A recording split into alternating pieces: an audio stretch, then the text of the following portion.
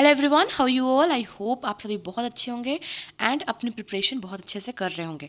अभी आपके पास लगभग नहीं तो 22 डेज बचे हुए हैं एसबीआई क्लर्क प्रीलिम्स के लिए, लेकिन उसके बाद में आपके पास आईबीपीएस पीओ मेंस भी है। बहुत सारे स्टूडेंट्स अभी इस समय पर कंफ्यूज्ड होते हैं कि हम कैसे प्रीलिम्स और मेंस को एक साथ लेकर चलेंगे कि दोनों में हमारा सिलेक्शन हो। ठीक है, तो इस वीडियो में हम इस बारे में बात कर लेंगे एंड एसबीआई क्लर्क स्ट्रैटेजी क्या होनी चाहिए लास्ट 20 डेज के लिए। अभी आपके पास लास्ट 20 डेज बचे हैं, इस समय पर आपकी कैसी स्ट्रैटेजी होनी चाहिए, बिकॉज ये जो लास्ट के डेज होते हैं ना, ये प्रीलिम्स में बहुत मैटर करते हैं, क्योंकि इसी समय पर आपका जो स्पीड है ना वो पूरा बिल्ड होता है। ठीक है, तो इस समय पर आपको क्या क्या करना है इस बारे में यहाँ पर डिस्कस कर लेंगे। ठीक, before that let me tell you, if you are new to the channel, this is Sabiya here working as an RRBPO, and if you liked the video, please subscribe to the channel and press that notification button too. Let's quickly jump into the session, okay?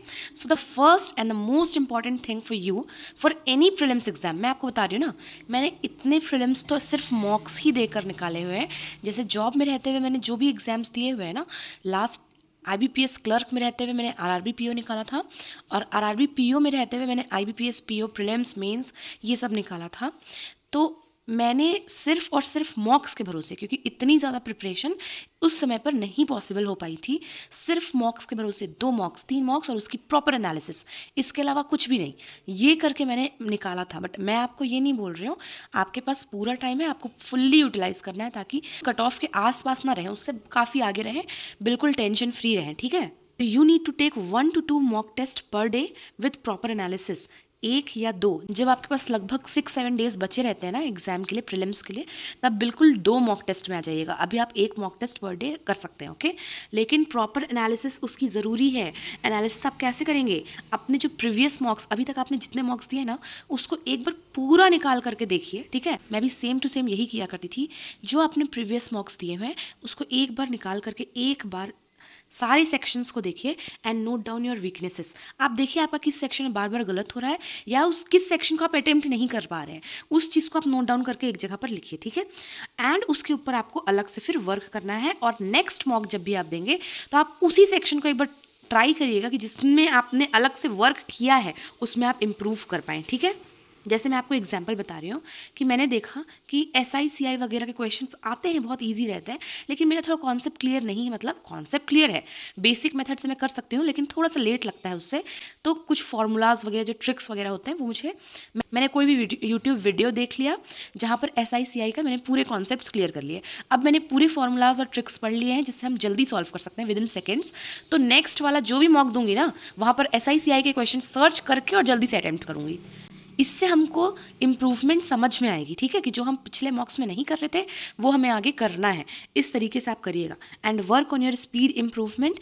Sectional मॉक्स और sectional quizzes आपके लिए इस समय पर helpful हो सकती हैं speed improvement में। तो ये लास्ट के 20 डेज में ना आपको मॉक्स को अपना बेस्ट फ्रेंड बना लेना है फॉर प्रीलिम्स एग्जाम। बहुत अच्छी चीज़ मैं आपको बता रही हूँ कि इस समय पर ना मॉक्स की स्कैरसिटी बिल्कुल नहीं होनी चाहिए। आप बिल्कुल भी कॉम्प्रोमाइज़ मत करिएगा इस समय मॉक्स से, क्योंकि मैंने बताया ना कि सबसे ज़्यादा इंपॉर्टेंट आपके लिए यही है। तो इस समय पर आपको हर दिन 1-1 मॉक देना है, और लास्टली आपको 2-2 भी देने हैं। हमारे पास मॉक्स की कमी नहीं होनी चाहिए, तो एक्स्ट्रा मॉक्स अपने पास रखिएगा इस समय पर। अगर आपने टेक्स्ट बुक के मॉक्स नहीं लिए होंगे तो बहुत अफोर्डेबल प्राइस पर 270 रुपीज़ के प्राइस पर आपको ये मिल जाएंगे। दिवाली का ये सेल है, 19 से 24 तक लास्ट करेगा। It is the lowest price ever. तो ये वाला आप परचेज ज़रूर कर लीजिएगा, ओके, लिंक डिस्क्रिप्शन में होगा, जाकर चेक कर। अब हम आते हैं मेंस की प्रिपरेशन में। तो मेंस की प्रिपरेशन क्यों लिखा है मैंने, क्योंकि बहुत सारे स्टूडेंट्स IBPS PO प्रीलिम्स के लिए पॉजिटिव हैं एंड मेंस की प्रिपरेशन कर रहे हैं। ठीक है, so mains preparation of IBPS PO must go on side by side, और मैंने एक बेस्ट स्ट्रैटेजी आपको बताई हुई है। लास्ट वीडियो जिसने नहीं देखा है उसको ज़रूर देख लीजिएगा। ठीक है, पर अपने आप को SBI क्लर्क के लिए फुल्ली डेडिकेट कर दीजिएगा इन द लास्ट वीक। जो आपके पास लास्ट वीक बचेगा SBI क्लर्क का, उसमें आप मेंस को छोड़ दीजिएगा। ठीक है, एंड अगर आपको लगता है that you are fully hopeless, 100% hopeless about clearing IBPS PO, मतलब आपके लगभग 45 से भी कम अटैम्प्ट्स हैं, और आपको ऐसा लग रहा है कि मेरे 50 भी 55 भी अटैम्प्ट्स हैं अगर, तो नेगेटिव मार्किंग बहुत हो जाएगी, क्योंकि आपको समझ में आ गया है कि आप इंग्लिश में बहुत सारे रॉन्ग क्वेश्चंस कर चुके हैं या गेस वर्क किए हैं, और आपको लग ही नहीं रहा है बिल्कुल कि आप क्लियर कर पाएंगे।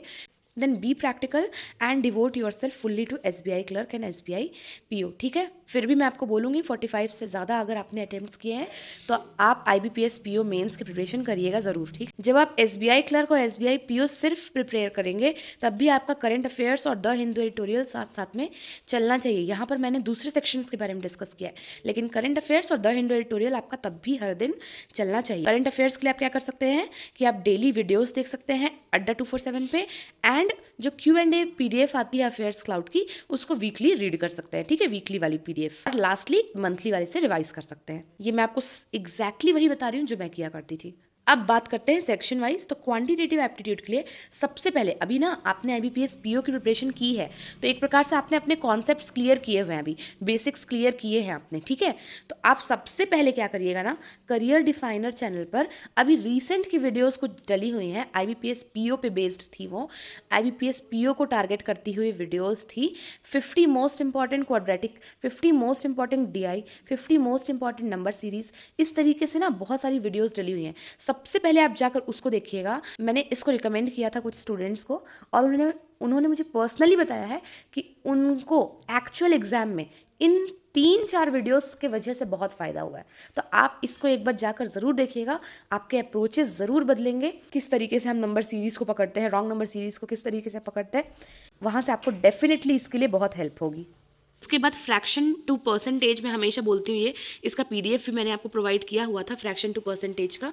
इस पूरे टेबल को पूरे जैसे 1/2 इज इक्वल टू 50%, एग्जाम्पल के लिए बता रही हूँ, इस तरीके से पूरा 1/20 तक आपको पता होना है। 1/20, 1/7, 1/7 के बदले 2/7, 3/7, इसका क्या परसेंटेज में कन्वर्शन होता है ये आपको पता होना चाहिए, क्योंकि कई बार बहुत अजीब तरीके के स्ट्रेंज परसेंटेजेस हमारे सामने आ जाते हैं जिसको हम वहाँ पर निकाल ही नहीं सकते अगर हमको फ्रैक्शन उसका नहीं पता होगा, ठीक है। फ्रैक्शन पूरी तरीके से उसको सिंप्लीफाई कर देगा, तो इसको आपको लर्न करना है। मैं PDF फिर से आपको अपना जो नोट्स था फिर से आपको टेलीग्राम चैनल पे प्रोवाइड कर दूंगी, टेलीग्राम का लिंक डिस्क्रिप्शन में होगा, जाकर वहाँ पर जुड़ जाइएगा।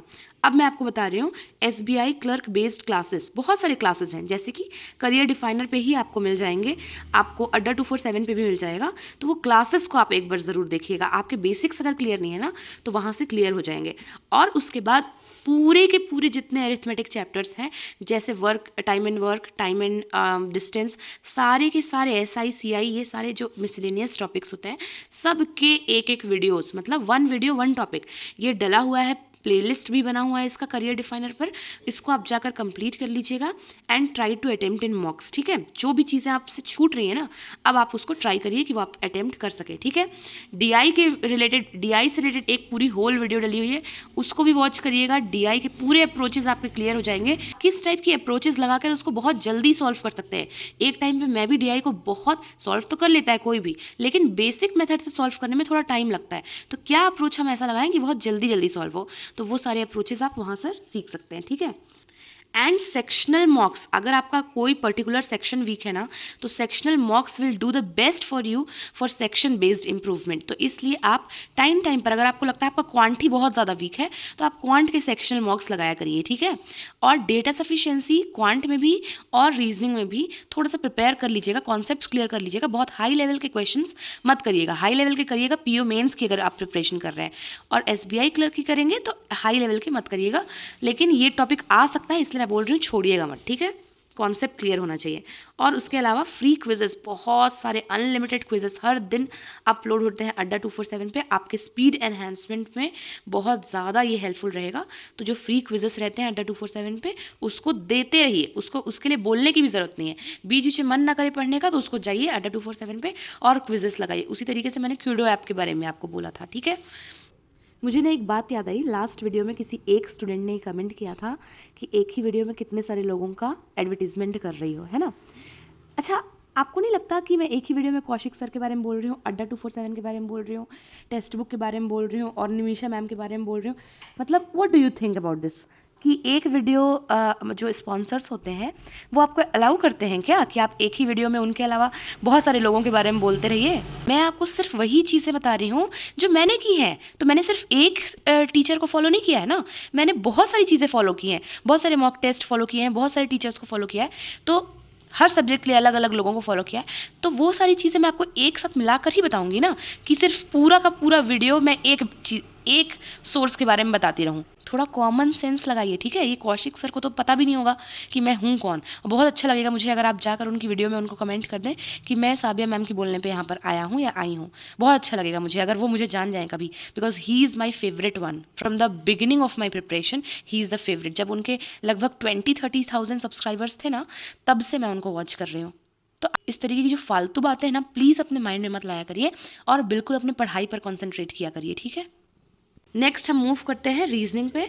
तो 1000 पजल सीरीज़ की वीडियो जितनी भी है आपके सामने, आप हर दिन अभी अंकुश लांबा सर की 1000 पजल सीरीज़ की वीडियो स्टार्टिंग से आप एक एक वीडियो देखिए, ठीक है? आपको unlimited content first of all available हो रहा है, एंड दूसरी बात आपको अप्रोचेस पता चलेंगे कि किस तरीके से मैं सॉल्व करूँ। IBPS PO प्रीलिम्स में मेरी क्या गलती रह गई, तो आप पजल्स बहुत सारे सॉल्व करना स्टार्ट करिए, ठीक है? धीरे धीरे ना ग्रेजुअली एक टाइम आता है जब हमने इतनी पजल सॉल्व कर ली होती है कि लास्टली हमसे बनने लगता है, ठीक है? तो अभी आप ये पजल सीरीज स्टार्ट करिए। पजल के सेक्शनल क्विजेस आते हैं, do that as much as you can, ठीक है? ताकि आपके इतने पजल्स सॉल्व हो जाएं कि एक टाइम ऐसा है कि आपसे पजल्स ऐसा हो ही ना कि आपसे पजल्स ना बने। डाटा सफिशिएंसी के कॉन्सेप्ट यहाँ पर भी क्लियर कर लीजिएगा।